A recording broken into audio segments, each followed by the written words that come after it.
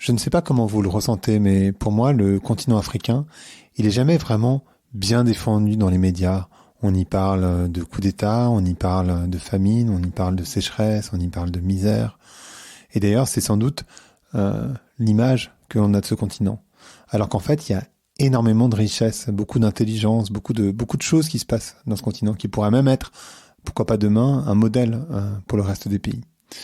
Et aujourd'hui, j'ai le grand plaisir de recevoir Ina Modja. Ina Modja, c'est une artiste, musicienne, mais aussi ambassadrice à l'ONU pour l'environnement sur le continent africain. Elle est la présentatrice d'un documentaire incroyable qui s'appelle The Great Green Wall, donc qui est une grande barrière verte qui se fait tout le long du Sahel en Afrique, donc d'est en ouest ou d'ouest en est, comme vous le souhaitez. Et avec Ina, je vous cache pas, c'est une très bonne amie, donc voilà, il y a clairement un lien entre nous deux qui est très fort. On parle de beaucoup de sujets avec des histoires sincères, vraies, très profondes, qui, je pense, vous toucheront naturellement au cœur. Donc je vous laisse écouter cette conversation. Allez, Vlan, c'est parti.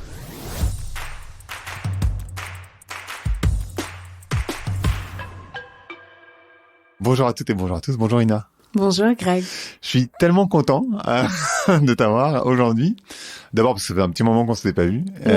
Et puis parce qu'on se connaît depuis un moment et que je connais tout ton engagement. Et aujourd'hui, j'aimerais qu'on parle de ce projet qui s'appelle The Great Green Barrier, donc la grande Great Green Wall. The Great Green Wall. Je sais pas pourquoi j'arrive pas. Parce qu'en français, on utilise beaucoup le mot barrière, en fait. C'est parce que tu connais le projet, c'est pour ça. Donc, il y a un projet sur le continent africain autour de l'écologie. Et c'est vrai qu'on a cette image d'Épinal un peu. En tout cas, je crois que en France, on l'a toujours, qui est que l'Afrique, c'est limite la savane, c'est-à-dire t'as des animaux sauvages et puis t'as de la forêt luxuriante partout. Alors bien sûr, on a aussi en tête la sécheresse, mais néanmoins, tu vois, on imagine le continent africain un peu comme ça. Et c'est pas nécessairement la réalité. C'est encore moins la réalité parce que il y a beaucoup de choses qui sont produites pour l'Europe ou pour les pays occidentaux sur le continent africain. Et du coup, ça a généré pas mal de problèmes. Est-ce que tu peux nous parler de l'essence, enfin de l'origine du projet en fait? The Great Green Wall est un projet qui a été créé en fait par 11 États africains pour aider à lutter contre la désertification et lutter contre les conséquences du changement climatique. Et ce sont des États qui sont tout le long du Sahara. Donc dans le Sahel, cette région qui est en bas du Sahara. Donc c'est un projet qui part du Sénégal jusqu'à Djibouti, donc qui traverse l'Afrique. D'est en ouest, d'ouest en est. Oui. Et en fait, l'idée c'est de créer un projet dans les communautés. C'est comme des mosaïques de projets qui se suivent et qui sont d'aider à restaurer les terres détériorées et créer des projets d'agriculture qui permettent de reverdir ces zones-là qui sont aujourd'hui complètement désertiques. Et au fur et à mesure que le désert avance, ce sont des régions où les populations doivent migrer. Donc il y a tout un tas de problématiques autour de ça qui sont les raisons pour lesquelles le projet a été créé. Et donc c'est parti d'une idée, en fait, une philosophie de Thomas Sankara, qui est le chef d'État révolutionnaire du Burkina Faso dans les années 80, qui a été assassiné et qui avait cette idée de planter des arbres pour prévenir l'avancée du désert et aussi de pas juste planter des arbres, mais aussi produire ce qu'on mange, donc devenir autosuffisant. Et donc c'est une philosophie qu'ils ont essayé de mettre en place et c'est un projet qui est pharaonique, mais qui aujourd'hui depuis 12 ans qu'il a été créé. Aujourd'hui, on voit dans certains pays un début de changement. Et aujourd'hui, entre 2020 et 2030, ils ont décidé de faire le gros du projet et d'achever au moins 90% de ce Great Green Wall. Donc il y a des pays où rien n'a poussé depuis le début, comme au Mali, d'où je viens. Parce que les zones dans lesquelles le projet avait commencé, ce sont les zones où il y a il y a beaucoup de terrorisme aujourd'hui et il y a des endroits comme le Sénégal ou l'Éthiopie où c'est tellement avancé. Donc c'est un work in progress, mais c'est un projet qui est très prometteur et qui pourrait vraiment changer la donne en Afrique. Parce que malheureusement, quand on voit la zone du Sahel, comment est-ce que elle est touchée par le terrorisme, elle est touchée par la migration forcée, elle est touchée par tellement de problèmes, on se rend compte de l'impact du changement climatique. Mais beaucoup de gens ne se posent pas de questions quand ils voient les réfugiés climatiques arriver en Europe. Par exemple, quand on les appelle les migrants, mais ça efface quelque part les raisons pour lesquelles ils sont là. Beaucoup pensent qu'ils sont là pour des raisons économiques, mais pour moi, ce sont des migrants écologiques parce que dans les zones rurales, 80% des gens vivent d'une forme ou d'une autre d'agriculture. Et s'ils ne peuvent plus pratiquer l'agriculture, qu'ils ne peuvent plus gagner leur vie et s'occuper de leur famille, ils sont obligés de partir. Souvent, les capitales sont saturées. Donc, ils ont ce recours-là que de venir en Europe parce que c'est vu encore comme l'Eldorado et pendant très longtemps, le rêve africain a été en dehors du continent. Donc, ce projet de The Great Green Wall vise vraiment à ramener le rêve africain en Afrique. C'est-à-dire de donner des opportunités aux jeunes. Et les jeunes, c'est ce qui constitue l'Afrique. La moitié de l'Afrique en dessous de 25 ans. Donc, quand on voit que dans 20, 30, 40 ans, quand on voit le taux de natalité, l'Afrique va presque doubler sa population d'ici 2050. Donc, pour ces jeunes-là, il faut aujourd'hui prendre des dispositions pour construire leur avenir. Donc, c'est un projet qui est très vaste et qui répond à beaucoup de choses. Et alors, je savais pas du tout que à l'origine de ce projet, enfin, il y a plein de trucs que je savais pas, mais je savais pas du tout que à l'origine du projet, il y avait ce président du Burkina Faso qui, si je me trompe pas, parce que je connais pas très bien, malheureusement, je peux pas tout connaître en l'occurrence. Ça, je suis pas très au courant. Je sais que c'était quelqu'un d'emblématique. Enfin, si je me trompe pas, c'est vraiment. Je sais pas si tu veux nous en parler 2 minutes parce que c'était vraiment un personnage très particulier, quoi. Oui, Thomas Sankara était un leader révolutionnaire du Burkina Faso. Et son idée, c'était vraiment tout ce qui était durable et autosuffisant. Parce que après les diverses révolutions qu'il y a eu en Afrique pour obtenir l'indépendance, lui voulait qu'on devienne autonome désormais. Et je dis on parce que je suis africaine, mais et que les idées dans sa politique qu'il défendait, aujourd'hui, je les comprends bien. Il voulait une autosuffisance pour le Burkina Faso parce qu'il se disait que si on arrivait à cultiver ce qu'on mange, ça nous rendait indépendants. Ce qu'il voulait éviter, c'était la dépendance à l'ouest. Il voulait vraiment, et en 3 ans, il a réussi à l'obtenir. En 3 ans, il a réussi à faire en sorte que le Burkina cultive ce qu'il mange. Et il avait une vision qui, aujourd'hui, me semble complètement réalisable. Mais c'est un chef d'État qui a été assassiné pour diverses raisons. Et comme beaucoup de leaders africains, comme Patrice Lumumba, etc., qui avaient des visions un peu avant-gardistes pour l'Afrique. Et la philosophie de Thomas Sankara, qui était de planter des arbres et de cultiver, aujourd'hui, c'est ce qu'on essaie de ramener dans The Great Green Wall. C'est-à-dire que les communautés deviennent vraiment acteurs de leur destin, acteurs de leur vie, et ce sont des projets communautaires qui sont... ils en sont les leaders, ils en sont les acteurs et aussi les bénéficiaires. Et donc, moi, j'ai voyagé le long de ce Great Green Wall, du Sénégal jusqu'à l'Éthiopie. On n'a pas pu aller à Djibouti parce que on n'en a pas eu l'autorisation, parce que l'équipe était assez vulnérable. Politiquement, c'était un peu difficile d'y aller au moment où on voulait aller. Par contre, on est allé en Éthiopie, notamment, on a passé du temps dans la région de Tigré, qui aujourd'hui est une région un peu assez vulnérable avec des conflits. Et ce qu'on a vu à Tigré, moi, m'a vraiment particulièrement choquée parce que Tigré, c'était une des régions qui avait le plus souffert des grandes famines en Éthiopie. Les 2 grandes famines. Et j'ai rencontré un leader de communauté qui, avec toute sa communauté, en fait, ils ont travaillé ensemble. Chaque adulte donnait jusqu'à 40 jours par an pour travailler la terre, travailler à restaurer les terres détériorées. Et j'ai rarement vu un endroit aussi vert. Avant d'y aller, c'était la première fois pour moi d'aller à Tigré et j'avais un peu une appréhension parce que, comme tout le monde, on a vu les images des famines d'Éthiopie, etc. Et je me disais, autant d'années après, comment est-ce qu'ils s'en sont sortis? Et je suis vraiment tombée à la renverse parce que c'était un des endroits les plus verts que j'ai vus, en fait. Et je les ai vus vraiment travailler, replanter. Ils m'ont montré aussi comment est-ce que les systèmes qu'ils avaient mis sont des techniques vraiment locales qu'ils ont utilisées pour storer l'eau, par exemple. L'eau des pluies, comment est-ce qu'ils faisaient pour le garder pour les saisons un peu plus chaudes ou un peu plus sèches, etc. et les réutiliser.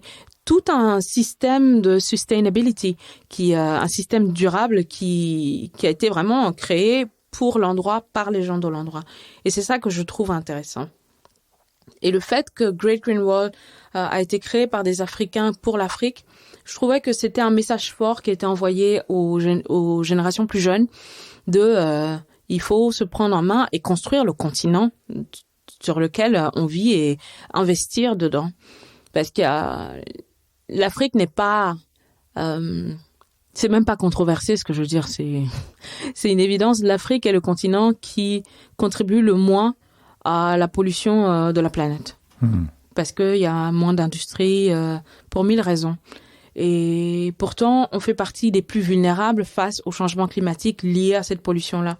Donc, à un moment donné, je pense que c'est important de se rendre compte de ça et de voir aussi les schémas pour qu'on contribue à changer les choses, à faire changer les choses qui sont liées à nos modes de vie pour que eux ne payent pas nos pots cassés, en fait. Je m'inclus dedans, même si je suis un pied en Afrique et un pied en Europe, mais ma vie en tant que femme moderne contribue aujourd'hui au changement climatique, malheureusement, même si je fais beaucoup d'efforts pour que ce ne soit pas le cas. Il y a personne sur Terre aujourd'hui qui arrive à vivre sans porter... Voilà. Et donc... voilà, je parle beaucoup. Je crois que non, mais c'est l'idée. Et en fait, encore une fois, il y a beaucoup de choses dans ce que tu dis. Je crois que je me souviens plus précisément le chiffre, mais de mémoire, alors j'aime pas dire africain parce que tu vois, ça inclut tellement de personnes. Mais on va dire africain versus européen, comme ça, au même niveau. Je crois qu'un Africain en moyenne, de mémoire, son impact carbone, je vais peut-être dire une bêtise, mais ça doit être 1 demi-tonne par an. Et un Français, c'est sûr. Un Européen, je pense que c'est un peu la même chose, c'est 12 tonnes. Donc, bon, par an. Et en fait, il y a une chose que tu dis auquel les gens n'ont pas conscience parce qu'on voit les réactions par rapport aux migrants, avec ce rejet, cette peur de certaines personnes, mais quand même une bonne partie des gens, et qui pensent que voilà, c'est pas normal, etc. Mais en fait, on a vécu, on est en train de vivre les conséquences de notre consommation. Le Covid, ça en est une expression parce qu'en fait, la mondialisation a permis la propagation de ce virus de manière très virulente. Et puis, effectivement, la migration climatique, c'en est une autre.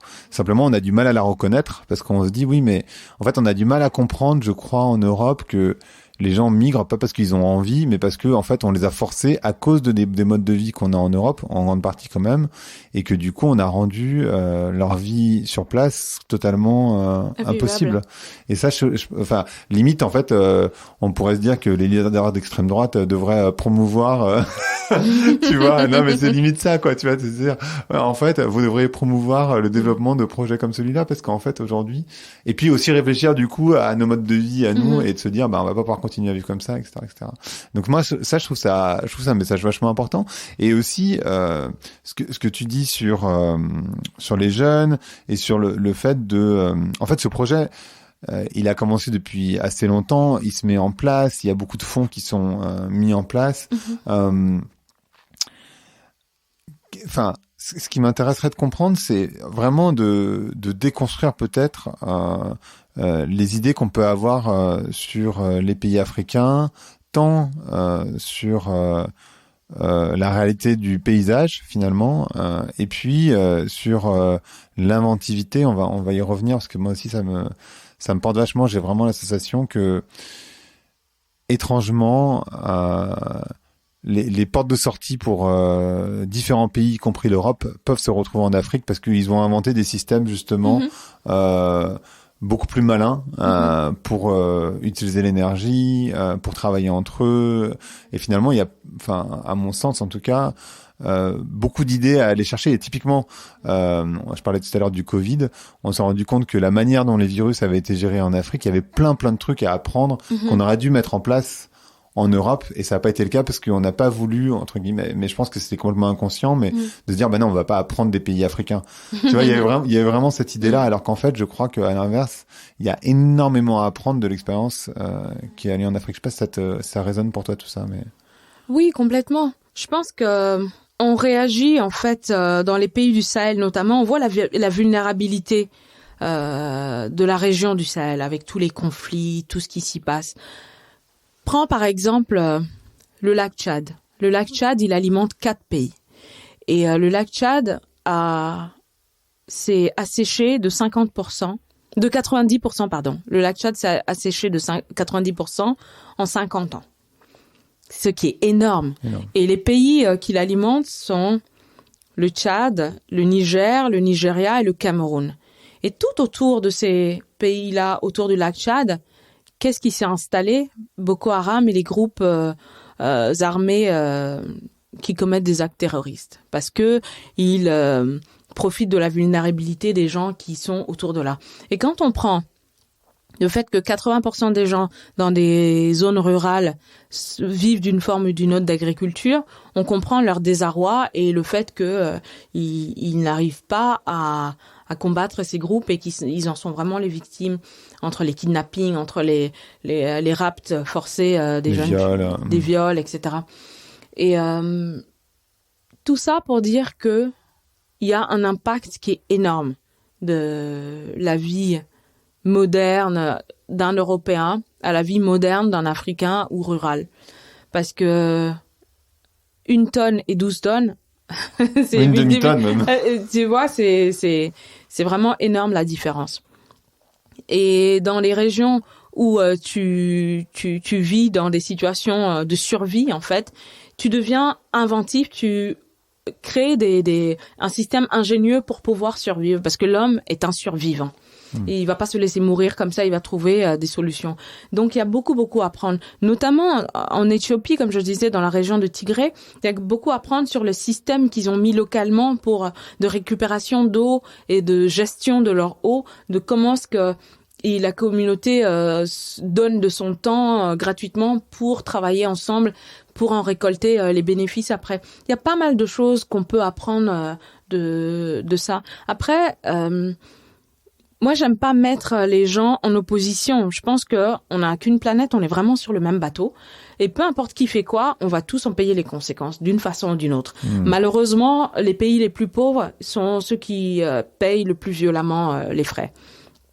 Et aujourd'hui, quand on prend la migration, l'être humain a toujours migré, en fait. Quand tu peux plus vivre là où tu vis ou que c'est moins pratique, tu te déplaces. Et quand on voit aujourd'hui que dans le Sahel, la température d'ici quelques années va monter de 2-3 degrés, c'est énorme. Donc, parce que ce sont des régions où les températures sont déjà très très élevées. Et bien sûr, quand tu vois des gens qui te disent oui, il y a 20 ans, dans cette région, je cultivais et j'en avais pour toute l'année où je pouvais vivre avec ma famille. Aujourd'hui, je plante, mais rien ne pousse. Et tu regardes l'endroit, tu te dis, mais comment est-ce que c'est possible qu'il y a 20 ans, ici, on pouvait cultiver? Parce que moi, ça me semblait tellement aride.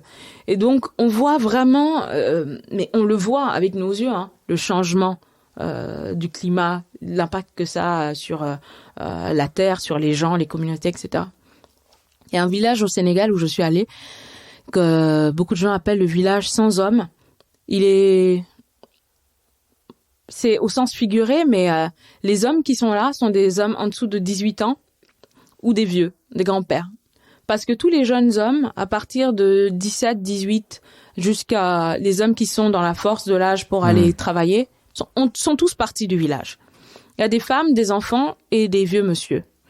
Et en fait, tous ces jeunes sont partis parce qu'ils pouvaient plus rien faire. Dans ce village, tu vois, rien ne peut y pousser, en fait.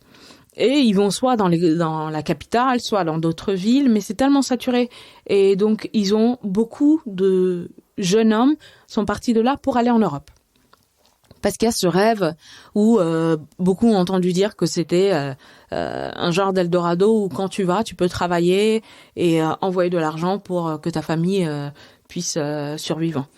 Et il y a une dame avec qui j'avais parlé qui n'avait plus de nouvelles de son fils depuis 5 ans. Et très bizarrement, elle m'a dit « Ah, tu vis en Europe, mais tu connais mon fils ?» Elle m'a montré des photos de son fils. C'est horrible. Elle m'a dit son nom, etc. Et elle pensait que pour une raison ou pour une autre, j'aurais pu connaître son fils. Et dans ce qu'elle me racontait, ce que d'autres personnes m'ont raconté du village, son fils n'est certainement même plus en vie, en fait. Ou sinon, il a été fait esclave quelque part en Libye et travaille sans pouvoir donner de nouvelles à sa famille. Donc, il y a tout un tas de trucs qui font que il faut que nos sociétés changent ensemble. Parce qu'on est tous en train d'en faire les frais.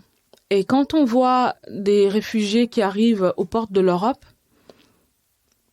je pense que c'est primordial, à travers les médias, déjà, qu'on dise aux gens pourquoi ces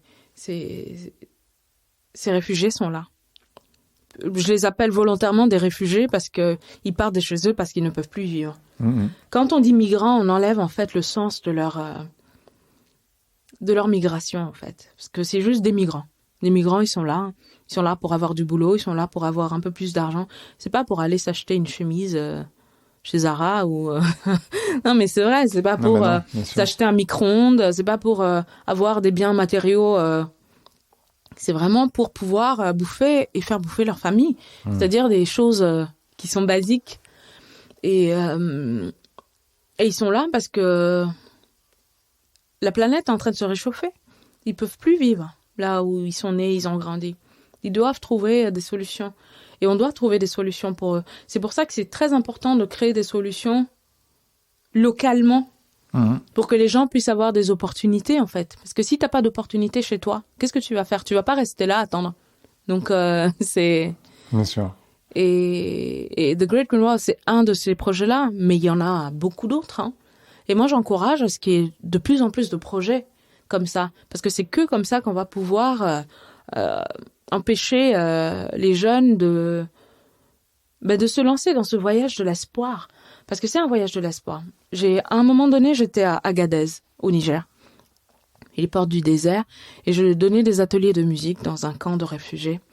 Et j'ai discuté avec pas mal de jeunes là-bas qui étaient soit en train d'aller en Libye et se sont retrouvés dans ce camp et ont envie de rentrer chez eux, dans un pays soit d'Afrique de l'Ouest ou même de l'Afrique de l'Ouest ou centrale, ou ont été récupérés dans le désert par l'armée, ou certains revenaient même de Libye.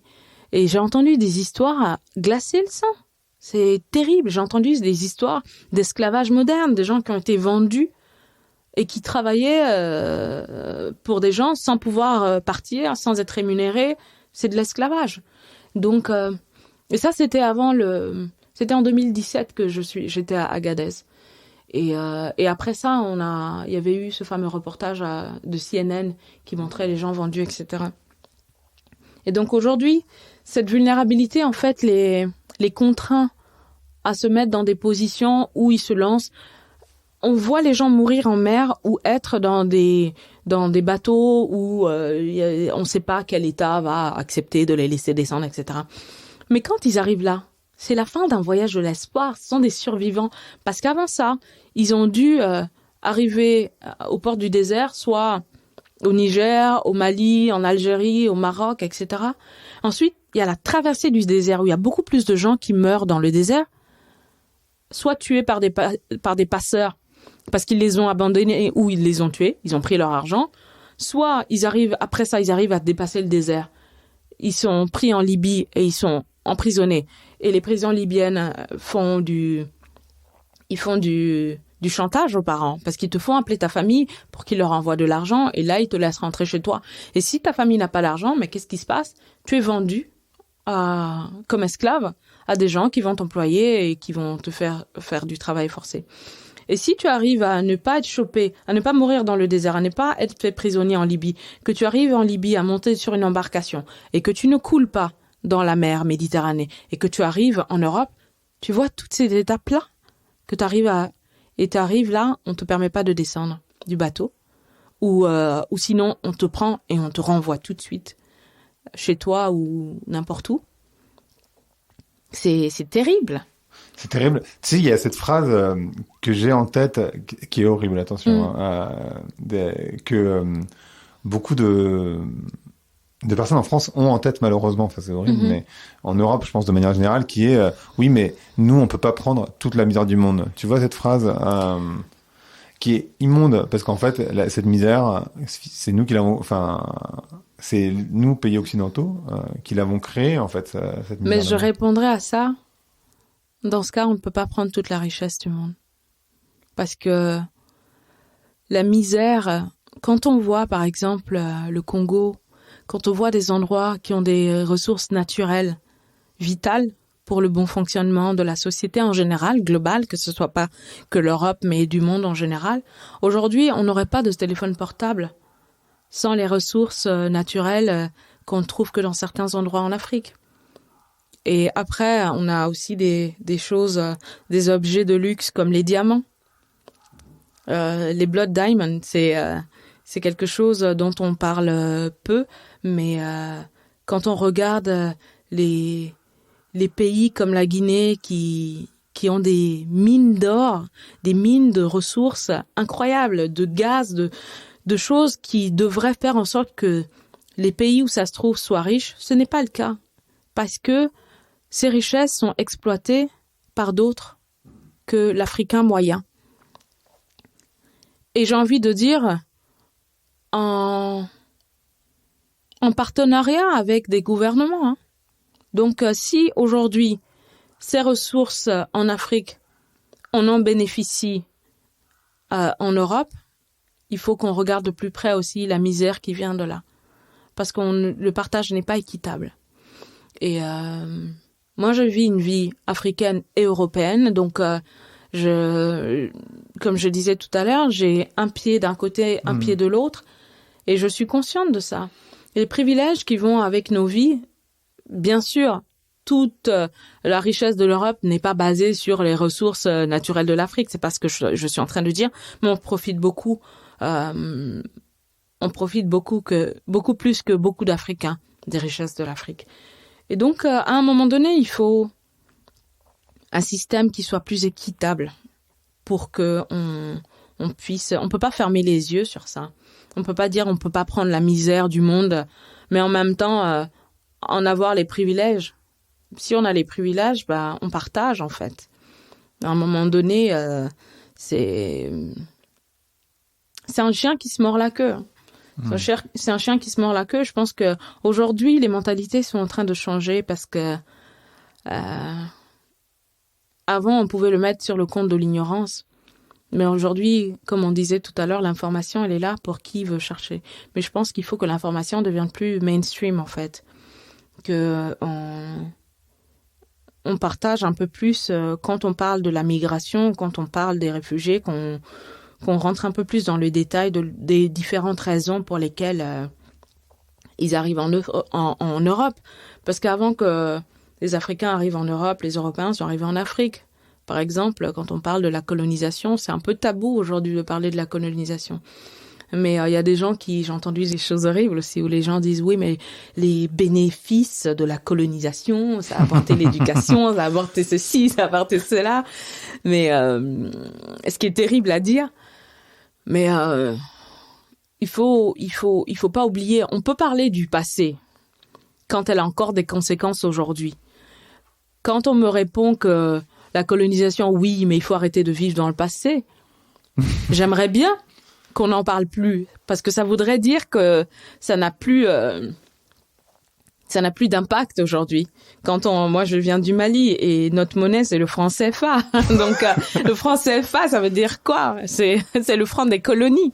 On paye encore une taxe sur notre monnaie. Donc, à un moment donné, quand ta monnaie, elle est fabriquée par la Banque de France, où est ta liberté aujourd'hui? Quelle indépendance tu as vraiment dans la réalité des choses. Donc c'est un débat qui est beaucoup plus profond, donc j'ai pas envie de rentrer superficiellement dedans, peut-être qu'on en parlera sur un autre épisode, mais aujourd'hui je pense que c'est très très important qu'on soit européen ou africain ou américain ou asiatique, qu'on se voit vraiment comme étant ensemble à combattre les effets néfastes du changement climatique. Parce que c'est ensemble seulement qu'on va y arriver. C'est pas l'un contre l'autre, c'est pas je veux pas regarder ça, me regarde pas, parce que ça nous regarde tous. On vit tous des conséquences. En fait, et juste pour rebondir sur ce que tu disais, et pour bien faire prendre conscience aux gens, parce que je suis même pas certain que tout le monde soit au courant, mais il y a beaucoup de légumes bio pour les Européens qui sont produits en Afrique. Donc nous on va chez Bio c'est bon ou je ne sais où, mais en fait, ou Naturalia ou je sais pas quoi, mais en fait ces produits-là ils sont faits en Afrique. Les fleurs beaucoup aussi, on adore mettre des fleurs coupées, ça fait tellement un peu de nature dans la maison, c'est joli, etc. Mais ces fleurs-là elles sont produites où? Elles sont aussi produites en Afrique, elles sont ramenées en avion frigorifié, donc ça pollue une tonne. Et puis ça aussi, comme on fait de la monoproduction, du coup on détruit les terres arables, comme on l'a fait en Europe aussi d'ailleurs, de la monoproduction, ça détruit les terres arables.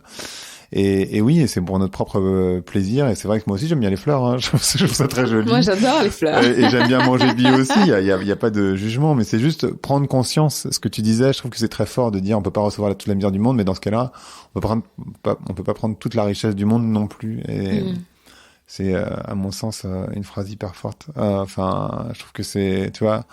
Je pense que les gens ne le voient pas nécessairement comme ça, en tout cas. Oui, moi je pense que les gens ne le voient pas nécessairement, et on va pas revenir en arrière. On va pas revenir au Moyen-Âge pour sauver la planète. C'est pas possible. Et moi j'aime pas culpabiliser les gens pour leur mode de vie, parce que on a tous envie d'avancer. Je pense qu'on est juste à un stade où c'est important de se poser des questions sur notre fonctionnement, comment est-ce qu'on peut l'améliorer, comment est-ce qu'on peut avoir des fleurs sans que ça pèse autant sur d'autres vies, comment est-ce qu'on peut continuer à manger bio sans que ça pèse, redonner un peu et repartager un petit peu de notre confort et de comment est-ce qu'on vit, et surtout quelques petites modifications peuvent commencer déjà à équilibrer les choses. On a environ une dizaine d'années, comme on dit, pour faire en sorte qu'on n'aille pas complètement dans le mur et que ça ne soit pas, qu'on n'arrive pas à un point de non-retour pour la planète. Mais j'ai envie de dire, c'est pas juste pour la planète, c'est aussi pour l'évolution de l'être humain. L'être humain a évolué en permanence. Là, on a l'impression que on peut pas faire quelques micro-changements dans nos vies, mais on a commencé homme des cavernes, hein. Donc aujourd'hui, on peut très bien se passer de certaines choses ou modifier certaines choses. Et pour pouvoir modifier, il faut se poser des questions. Il faut en fait adapter notre mode de vie sans faire non plus des changements. On va pas retourner au temps des pierres, c'est sûr, mais on peut, grâce aux nouvelles technologies aussi, évoluer et prendre en main notre destin, parce que c'est aussi notre destin, hein, même si on vit pas les affres et les souffrances tout de suite directement, on est concerné aussi.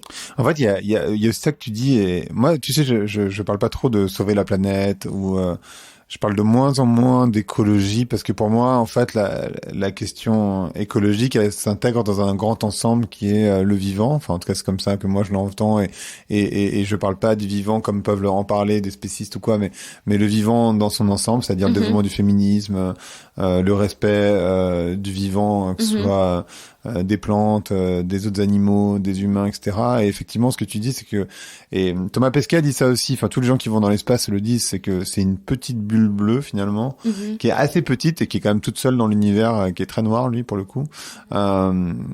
Et il y a beaucoup de gens qui essayent de nous monter les uns contre les autres, et c'est peut-être un sentiment facile, la peur, de dire bah non mais en fait puisqu'il va y avoir de moins en moins, il faut qu'on se protège pour garder au moins ce qu'on a. Mais en réalité, je pense que ce que les gens, et pour faire écho à ce que tu disais tout à l'heure, ce dont les gens en Europe n'ont pas nécessairement conscience, c'est qu'en Europe, on a peut-être beaucoup d'idées, on se sent très malin, mais on n'a pas d'énergie en l'occurrence. Enfin, on a le nucléaire, mais le nucléaire, juste pour rappel, c'est 80% de notre énergie électrique, mais l'électricité, c'est 20% de l'énergie. Donc en fait, total de ce qu'on consomme. Donc en fait, le nucléaire, ça représente 16% de l'énergie qu'on consomme. Donc bon bah ça représente pas il en manque quand même un petit bout de l'autre côté.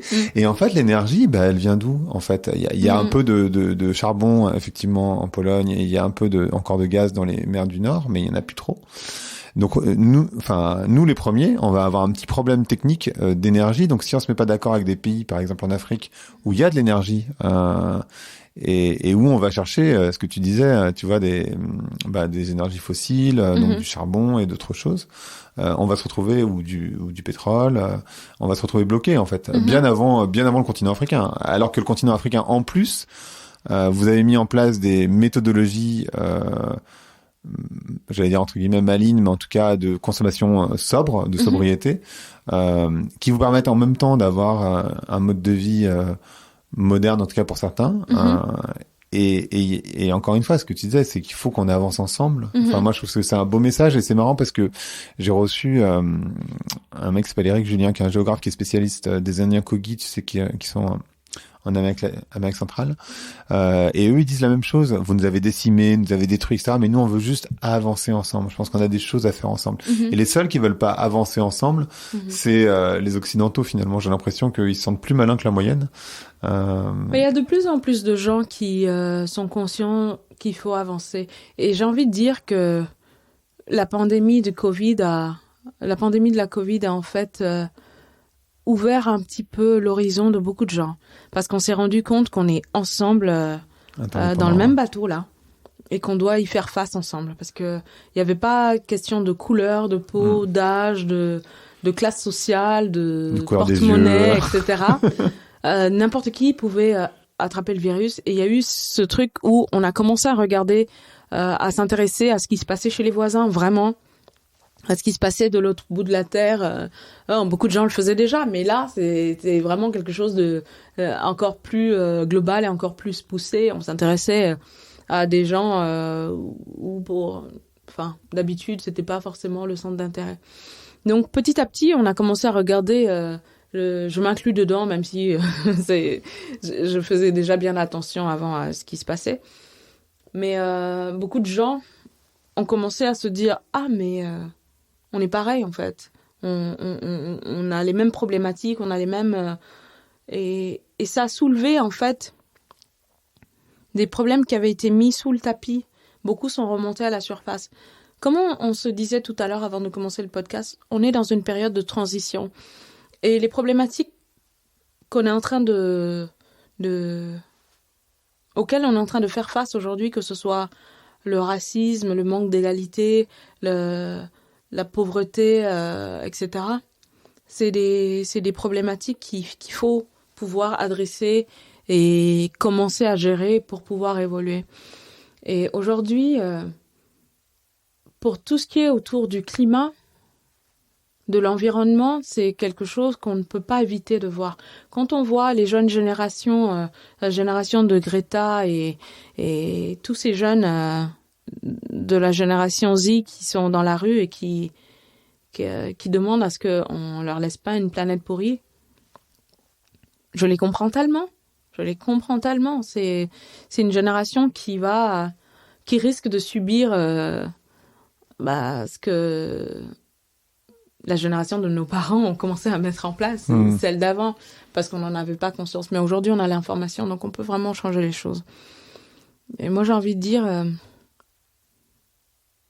Aujourd'hui, c'est le moment vraiment avec les nouvelles technologies, tout ce qu'on a à disposition dans ce monde moderne, de pouvoir faire quelque chose, quoi. Sans y perdre trop, hein. Non. Je pense que, en fait, moi, j'avais écrit ça dans mon bouquin, mais où je disais, en fait, on considère l'écologie comme punitive, mais la société dans laquelle on vit, elle est punitive. Donc c'est pas comme si c'était un moins, on va d'un plus vers un moins, on va d'une situation A à une situation B avec des plus et des moins des deux côtés. En fait, il y a Absolument.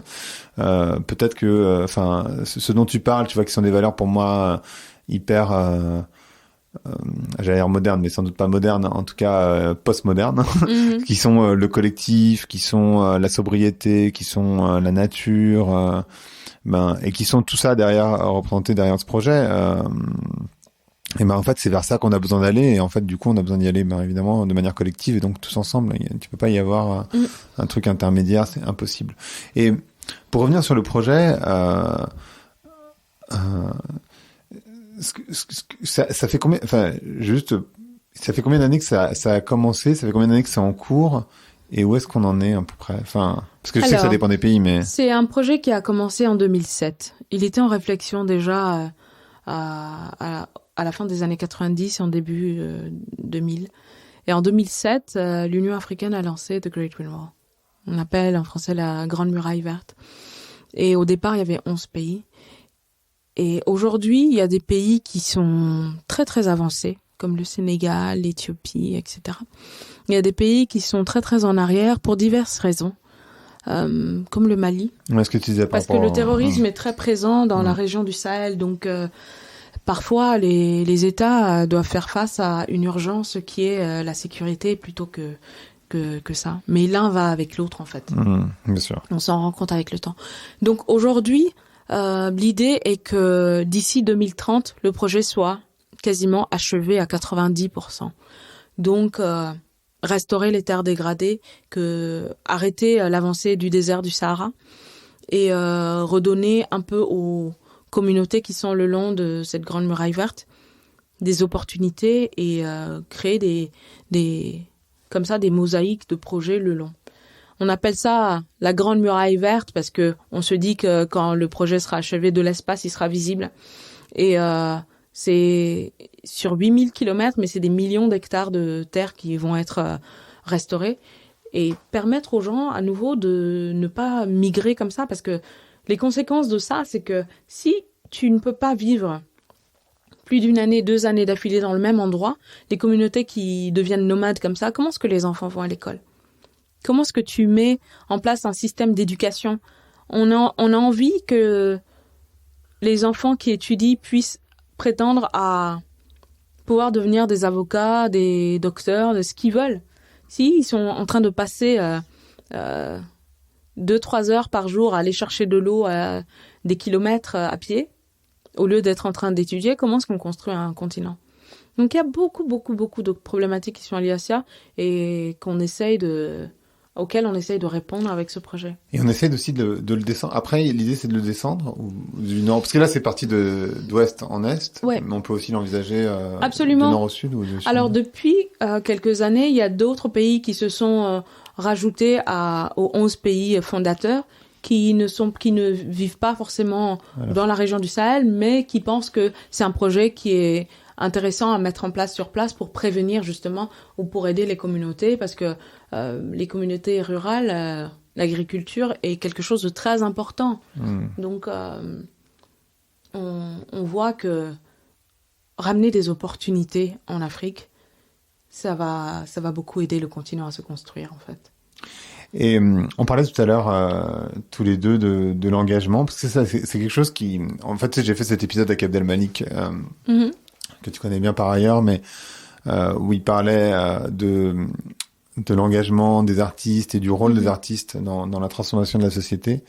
Et ce que tu me disais, c'est que toi, ça fait très longtemps finalement que tu es hyper engagé dans plein de sujets, en particulier le féminisme, mais aussi évidemment le continent africain parce que tu en viens et donc naturellement bah c'est je veux dire, c'est quasiment évident et quoique bon, c'est pas forcément toujours le cas mais voilà. Et ce qui est intéressant de voir et je trouvais que ça valait le coup qu'on en discute tous les deux, c'est l'évolution des mentalités par rapport à l'engagement parce qu'en fait quand tu as commencé toi tu étais une chanteuse qu'on estimait être fraîche, voilà, qui apportait du soleil. Le soleil de l'Afrique. C'est ça, tout ce qu'on attend de, tu vois, d'une belle fille, voilà, mais qu'elle ait pas trop d'idées non plus quand même. Non mais c'était un peu ça quand même. Et en fait c'est intéressant de voir l'évolution, ce que tu as vécu toi au début et ce que tu vis aujourd'hui. C'est-à-dire qu'à la base, ben on était là genre oui, enfin bon cette partie-là en fait on va pas trop en parler parce que ça ne nous intéresse pas. Tu peux en parler un peu?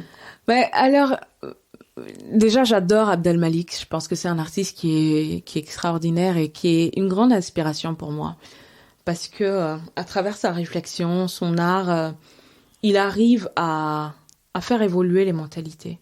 Moi, je pense que l'art, ça sert aussi à ça. Et effectivement, moi, en tant que femme, en tant qu'Africaine, etc., ma parole, elle était... quand je chantais des chansons pop, que j'aime beaucoup, hein, c'est moi qui les ai écrites, donc... que j'étais vue comme la chanteuse pop fraîche et ensoleillée et toujours souriante, etc. et positive, chose que je suis, ça posait pas de problème. Disons que ce que je disais n'était pas dérangeant. Mais à partir du moment où j'ai commencé à mêler mon engagement à ma musique, après, même si je le faisais de façon différente, parce que depuis mon premier album, je parle de sujets de société, je parle de suicide, je parle de mental health. Je parlais de beaucoup de choses différentes dans ma musique, mais beaucoup de gens voyaient le côté coloré et joyeux que j'ai, qui ne me gêne absolument pas. Mais à partir du moment où j'ai commencé à parler de violences faites aux femmes, ça a été perçu différemment. Parce que du coup, j'étais un peu trop dark.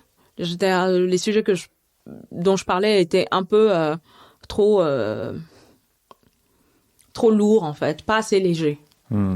C'est 2013, c'est ça? C'est à partir de 2013-2014. Je me souviens que j'avais... tendance. Non. Les violences faites aux femmes, on n'en parlait pas tant que ça. Et heureusement, aujourd'hui, ça a changé, notamment avec les différents mouvements qu'on a vu voir le jour pour le droit des femmes contre les violences, etc. Mais en 2014, je me souviens que j'avais fait un projet qui s'appelle La valse de Marie-Laure.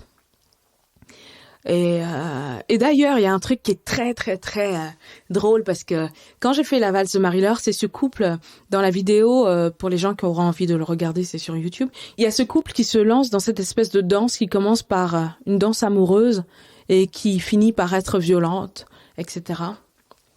Et ça raconte l'histoire de 3 couples différents face à la violence.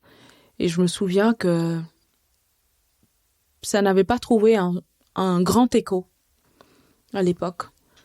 Et la chanson, j'avais pas voulu la mettre à vendre sur iTunes parce que j'estimais que je parlais de sujets qui étaient tellement importants et j'avais pas envie de gagner de l'argent dessus. Donc je l'ai offerte. Et la chanson, je me souviens que du coup, les gens, que ce soit même des gens qui me suivaient ou certains médias, etc., m'avaient trouvé un peu moins fraîche et pop et légère et moins fun. Et ça n'avait pas eu un grand écho. Mais aujourd'hui, c'est différent. Aujourd'hui, beaucoup plus de gens parlent de violences faites aux femmes. Heureusement, parce que c'est un des plus grands traumas qu'on a dans la société. Il y a des enfants qui grandissent dans des maisons où il y a cette violence qui est présente et qui les brise et qui crée un danger pour la génération d'après, pour leur propre maison et leur propre famille quand ils vont la créer. Donc, heureusement, les choses ont changé. Heureusement que beaucoup plus de gens en parlent. Après, l'engagement est quelque chose qui aujourd'hui est plus bienvenue que ça l'était à l'époque. C'est même parfois un peu exigé. J'ai vu qu'il y a des gens qui s'offusquent quand certains artistes ne sont pas engagés ou ne veulent pas, refusent de s'engager par rapport à des choses d'actualité. Et oui, on est dans une société engagée. Après, je parlerai pas de l'engagement performatif qui aussi existe, parce que ça devient, à un certain moment, ça devient aussi une forme utilisée un peu comme du marketing par des marques ou par des artistes pour un peu pour dire exister, en fait. pour exister. Ça, c'est aussi quelque chose qui est là, mais bon, c'est une petite minorité de gens. J'allais dire une petite majorité. Quel lapsus. Non, c'est une. Je pense que c'est un peu la réalité. C'est un petit peu une petite majorité. Je suis quelqu'un de positif, disant que c'est une petite minorité de personnes et de marques qui est performatif, mais j'espère que avec l'éveil comme ça de la société, on va réussir à tempérer les choses. On va arrêter d'invectiver des artistes ou des marques qui ne s'engagent pas, les laisser faire ce qu'ils ont envie de faire, mais on va aussi s'engager de façon saine et laisser les gens qui ont envie de parler de choses qui leur tiennent à cœur, les laisser faire en toute liberté, quoi. Moi, j'ai perdu beaucoup. J'ai perdu beaucoup en mettant mon engagement comme ça, mais je ne le regrette absolument pas. J'ai commencé à être engagée pour les femmes, les droits des femmes et des filles, en Afrique, mais aussi en Europe, quand j'ai eu 19 ans.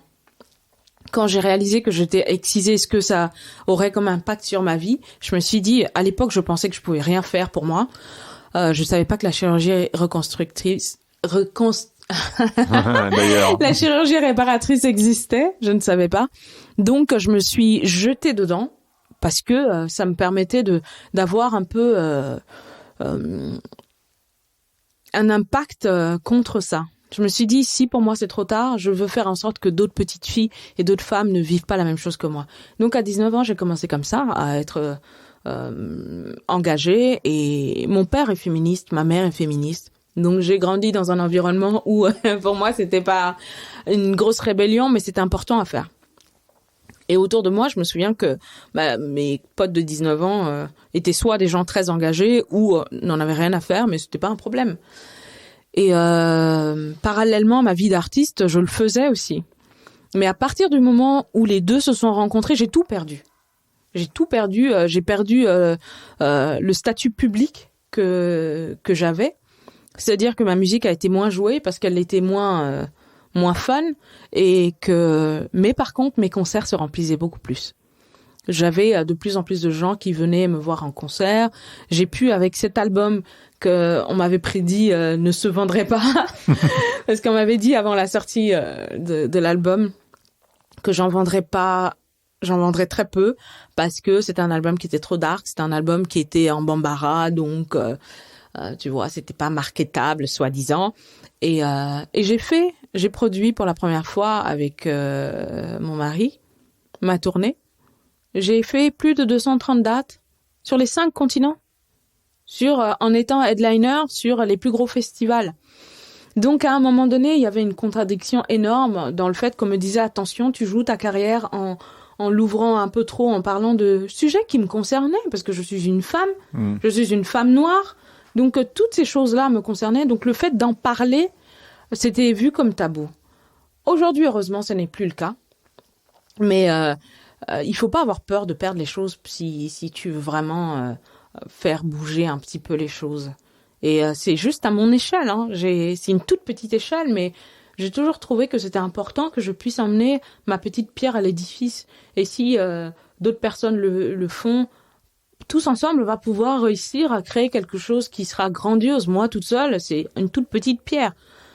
Mais j'ai quelque part pris le pari de mettre en danger ma vie et ma carrière, et pour ça.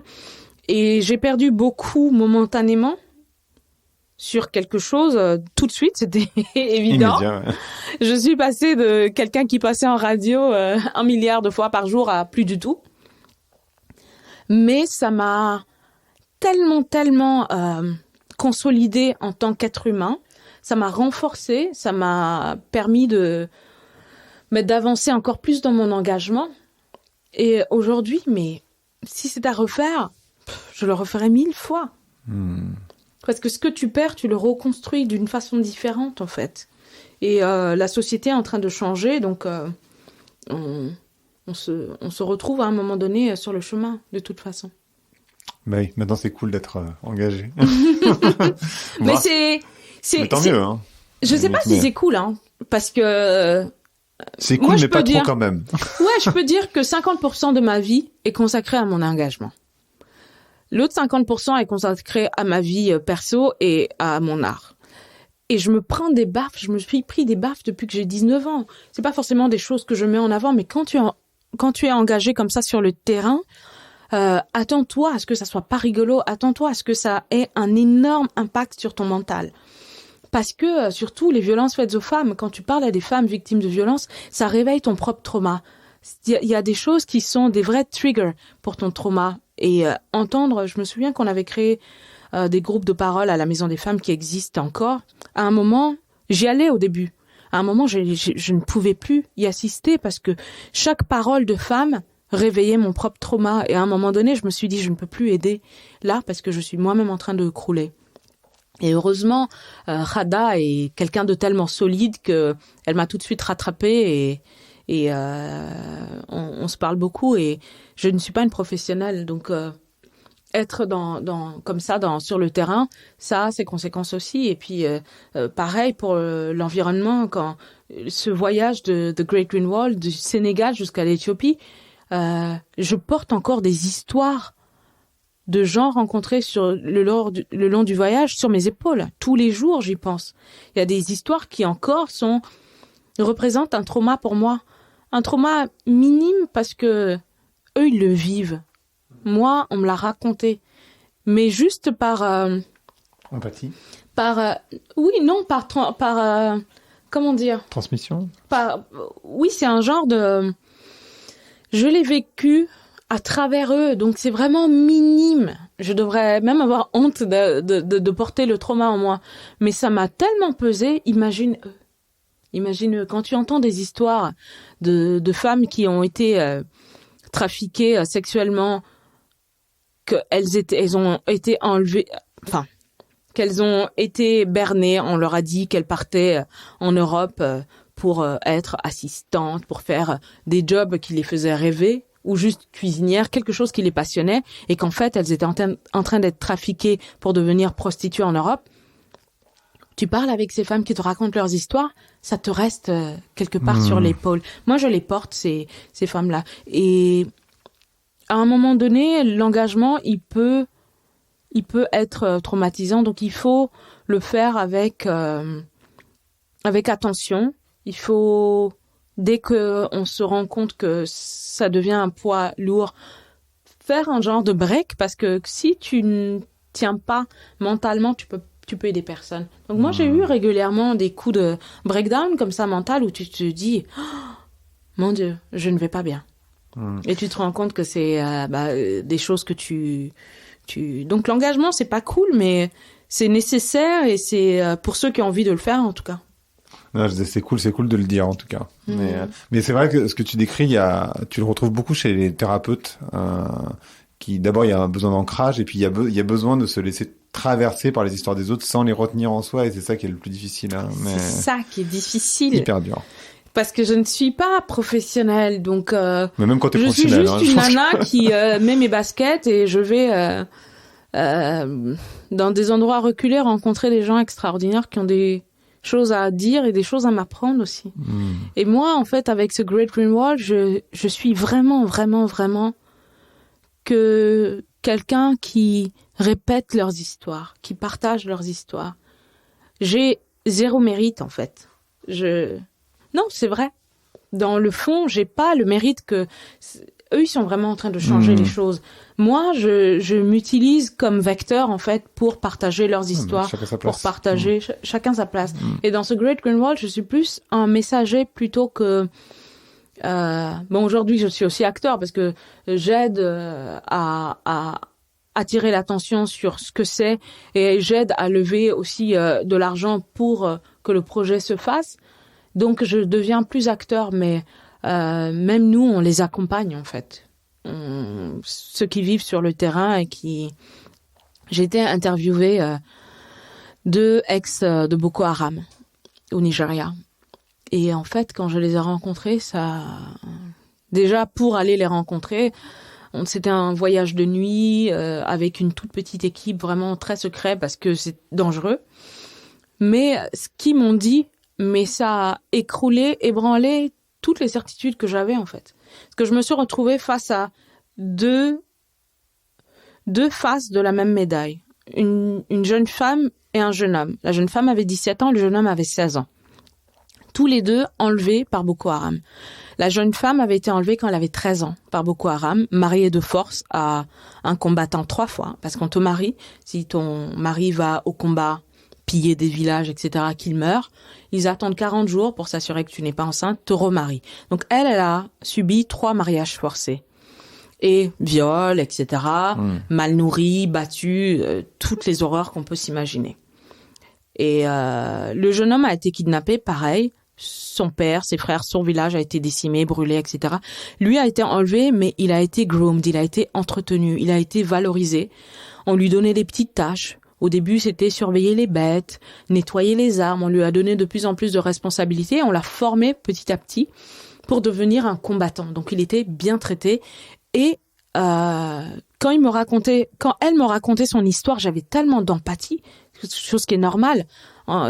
Tu ressens de l'empathie.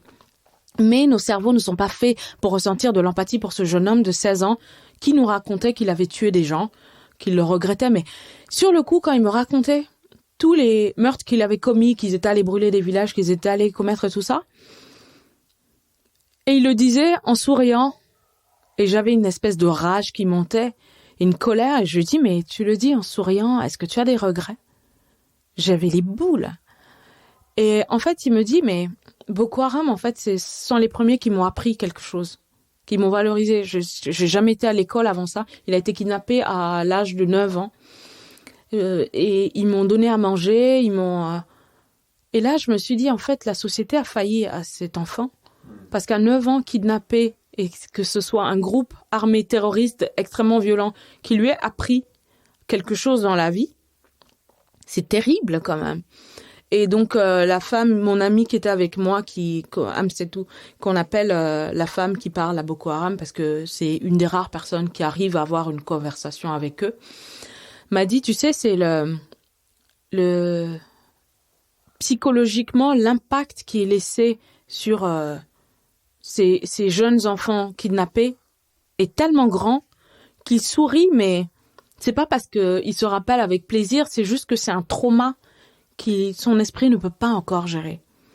Et aujourd'hui, après avoir quitté Boko Haram, aujourd'hui, il est toujours maltraité par la situation, par la société qui le voit comme un ancien Boko Haram. Il a que 16 ans, mais il est vu comme un tueur, il est vu comme des pires choses. Mais quand tu vois, en fait, quel espoir il a, ce jeune homme, aujourd'hui.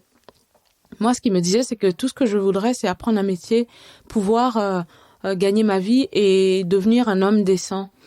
Et je me suis dit, en fait, c'est vraiment 2 facettes de la même médaille. Et dans les 2 cas, ils ont été faillis par la société. Et parce que ils sont dans des régions très vulnérables et que les groupes armés qui sévissent dans le Sahel, mais c'est ce qu'ils font en fait. Ils tuent, ils brûlent, ils pillent, ils kidnappent des jeunes femmes. On a entendu parler des jeunes femmes. Il y avait ce hashtag qui avait été très familiarisé par Michelle Obama, qui était Bring Back Our Girls. Et le nombre de filles et de garçons qui sont kidnappés, il y en a énormément. Et ça, c'est aussi une conséquence du climat qui change. Parce que c'est, comme je disais, le lac Tchad, il s'est asséché de 90% en 50 ans, sans qu'on puisse rien y faire. Donc les 10% qui restent, les gens ne peuvent plus pêcher, les gens ne peuvent plus pratiquer l'agriculture comme il faut. Ils sont de plus en plus pauvres, ils sont de plus en plus démunis. Et si on ne fait rien pour eux, certains vont vouloir... quelqu'un vont voir plus de bénéfices à rejoindre un groupe armé que de les combattre, en fait. Donc, il y a tellement de choses qui...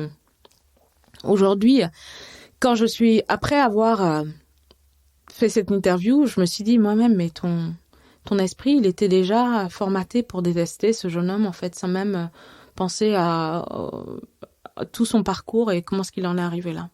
Et donc, je pense qu'aujourd'hui, il y a une grande déconstruction de tout ce qu'on connaît qui doit se faire généralement et réapprendre les choses, voir encore plus loin et voir toujours, mais garder en tête l'effet papillon, que chaque petite action qu'on a les uns les autres, que ce soit en Europe, en Afrique, en Asie, en Amérique, on est fort en fait et on a un impact. J'entends des gens dire ouais mais moi je peux rien faire. On peut tous faire quelque chose parce que si chacun fait un petit peu, ben ça deviendra grand. Et ça je pense que c'est amplifié encore avec Internet et les réseaux sociaux. Avec les nouvelles technologies, on peut vraiment changer les choses. Donc on a le pouvoir. Je me rappelle que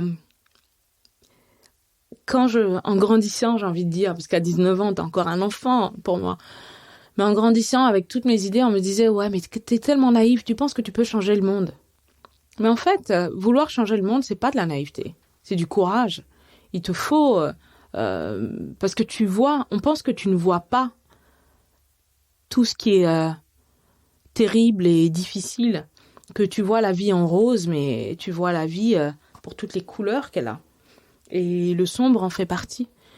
Et c'est une tâche qui est très difficile. Et qu'on soit artiste, pas artiste, je veux dire en tant que civil du monde, ben, on a chacun nos cartes à jouer, on a chacun notre mot à dire quelque part. Et aujourd'hui, avec Internet, on peut tous, avec un téléphone portable, avoir quelque chose à dire. Bon, on a parfois des choses qu'on ferait mieux de ne pas dire, mais j'ai envie de dire, on a chacun la parole, quoi. Et on peut l'utiliser à bon escient. On peut vraiment faire changer les choses. Et commencer à croire en ça, c'est arrêter d'être condescendant avec les gens qui veulent faire changer les choses en disant ouais mais c'est naïf, ouais mais c'est idéaliste, ouais mais c'est pas possible. Ça c'est un manque de courage en fait. Parce que ça c'est regarder pas plus loin que le bout du nez en disant je peux rien faire de toute façon. On peut tous faire si on a envie. Après on peut aussi ne pas avoir envie et c'est ok hein. Il y a des gens qui travaillent pour ça. Majoritairement, les gens font rien, mais effectivement. Non, mais c'est vrai. Il y a de plus en plus de gens qui font des choses. Il y a des gens qui font, bien sûr. Voyons ça comme ça. Il y a de plus en plus de gens mais la majorité, ils essaient de survivre, tu vois. Donc, ouais, c'est vrai. Tu vois, bon, j'ai pas. La vie est dure pour tous, hein. Même pour les plus privilégiés, ça peut être très dur. Donc, il faut prendre en compte le fait que les problèmes mentaux sont de plus en plus, de moins en moins ignorés. Et il y a des gens qui n'ont pas le bagage nécessaire, qui ont déjà leur propre bagage et qui ne peuvent pas ou ne veulent pas, et je le respecte tout à fait. Mais je pense que sur un plan politique en général, il faut que les leaders fassent quelque chose. Hein. Parce que là, s'ils ne le font pas, de toute façon, nous en tant que civils, on va le faire. Moi, je ne suis pas une politicienne. Je suis juste quelqu'un qui a envie, à ma petite échelle, de pouvoir faire quelque chose et sans rester les bras assis, et ce, depuis que j'ai 19 ans. Et aujourd'hui, plus que jamais, maintenant que j'ai un enfant, et plus que jamais, j'ai pas envie de dire à ma fille que je me suis assise et que j'ai attendu que le temps passe pour qu'elle ait 20 ans et dise « Mais les gars, qu'est-ce que vous avez fait ?» Qu'est-ce qui s'est passé ? On va devoir s'arrêter, mais merci beaucoup pour tous ces témoignages, que c'est passionnant en fait. Donc ce podcast s'appelle Vlan, comme tu le sais, et donc je voudrais savoir à quoi tu veux ouvrir et où claquer la porte. C'est et où. J'ai envie d'ouvrir la porte au positivisme, à nouveau. On en a besoin. On en a besoin parce que plus on se rend compte des choses, plus on sombre dans quelque chose qui est assez mélancolique et assez sombre là. J'ai envie qu'on ouvrir la porte au choix du bonheur. On peut choisir en fait. Ça veut pas être heureux, ça ne veut pas dire qu'on n'a pas de problème et que tout est parfait dans notre vie, mais choisir en fait de voir le verre à moitié vide ou à moitié plein. Bien sûr. C'est déjà, ça change la trajectoire de ta journée en fonction de ce que tu vas choisir et ça change comment tu vas avancer dans ta journée. Et une journée à la fois, tu peux, tu construis ta vie comme ça. Et j'ai envie de fermer la porte au déni. Parce que les gens qui disent toujours « Ouais, mais non, tu exagères », ça, je ne veux plus entendre. « Ouais, mais non, tu exagères », parce qu'on a tous des expériences complètement différentes en fonction de notre genre, en fonction de notre orientation sexuelle, en fonction de notre couleur de peau, en fonction de notre âge, en fonction de nos origines, en fonction de là où on vit et là où on est né. Donc, j'ai envie que ça s'arrête. Au lieu de dire « Ouais, mais non, t'exagères », écoute. Tout simplement. Sois à l'écoute. Et en écoutant, tu pourras avoir une perspective qui est différente de la tienne, en fait. Juste élargis un peu ta vision. Et aussi, ça peut faire peur. Mais voilà. Commençons par ça, un pas à la fois. Je pense que si on se dit, on va changer le monde comme ça, du jour au lendemain, mais changeons un petit peu, tous les jours, quelque chose. Et au final, d'une génération à l'autre, on va s'améliorer. Parfait. Merci beaucoup, Ina. Merci, Greg. Merci d'avoir écouté Vlan. Si vous avez aimé l'émission, n'hésitez pas à mettre des étoiles sur vos plateformes de podcast préférées. Vous pouvez aussi partager l'épisode sur vos réseaux sociaux, Instagram Stories, Facebook, LinkedIn, où vous voulez. Je suis Grégory Pouy. Vous pouvez me retrouver sur l'intégralité des plateformes sous le nom Greg from Paris. Si vous avez des idées pour des invités, si vous avez des commentaires, n'hésitez surtout pas à m'envoyer un message. Allez, merci et à bientôt.